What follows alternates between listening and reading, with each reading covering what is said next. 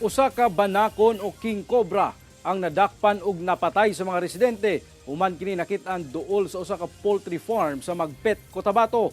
Ang detalye sa report ni Efren Mamak. Where?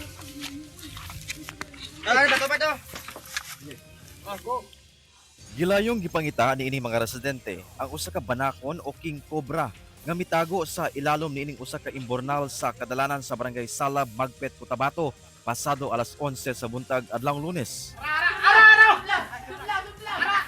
Dihang nakit-an na, gibato nila kini aron mugawas.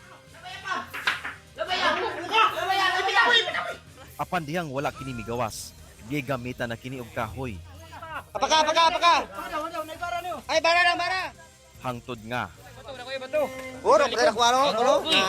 nakuha na ang bitin apan patay na human matigbasan sa laing kaubanan.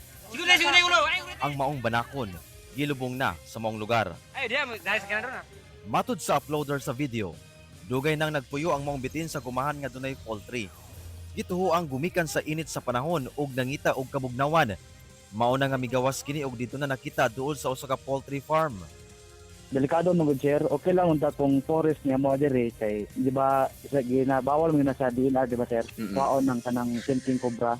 Pero dili mo sa mo sa daghan mo mga balay niya delikado siya basig magka-damage sa mga tao nga na bitaw kay lala with Minakuan pa og pahayag ang DNR 12 kalabot ni ini. Apan daan ang giingon sa ahensya nga kung ugaling dunay susamang mananap nga makit-an, idangup kini sa otoridad alang sa saktong pagdakop aron mabuhian kini pagbalik sa kalasangan. Kauban si Gary Balantay ug Bong Vicencio, Efren Mamak. 1 Mindanao.